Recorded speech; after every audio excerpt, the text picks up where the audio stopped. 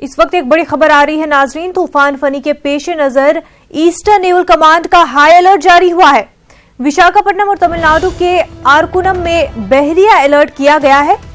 बहरिया के एहलकारों को तैयार रहने को कहा गया है। इस वक्त की बड़ी खबर नाजरीन, तूफान फनी के पेश नजर ईस्टर्न नेवल कमांड का हाई अलर्ट जारी हुआ है। आपको बता दें, विशाखापट्टनम और तमिलनाडु के आरकुनम में बहरिया का अलर्ट किया गया है। बहरिया के एहलकारों को तैयार रहने को कहा गया है।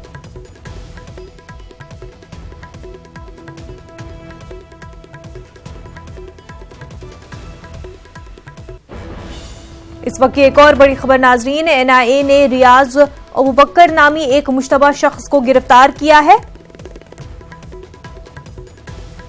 कसार अगोड आईएसआई मॉड्यूल मामला है ये। इसी मामले के तहत ये गिरफ्तारी हुई है। एनआईए के मुताबिक ये शख्स केरल में हमले का मंसूबा बना रहा था। कोची की एनआईए अदालत में मुश्तबा शख्स को आज पेश किया जाएगा। कसारागोड से 15 नौजवान लापता हुए थे।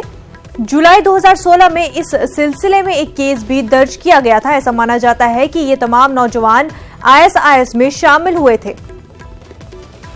इस वक्त की एक और बड़ी खबर नाजरीन, एनआईए ने रियाज अबूबकर नामी एक मुश्तबा शख्स को गिरफ्तार किया है। कसारागोड आईएसआईएस मॉड्यूल मामले में ये गिरफ्तारी की गई है। एनआईए के मुताबिक ये शख्स केरल में हमले का मंसूबा बना रहा था। कोची की एनआईए अदालत में मुश्तबा शख्स को आज पेश किया जाएगा। कसारागोड से 15 नौजवान लापता हुए थे। जुलाई 2016 में इस सिलसिले में एक केस भी दर्ज किया गया था। ऐसा माना जाता है कि ये तमाम नौजवान आईएसआईएस में शामिल हुए थे।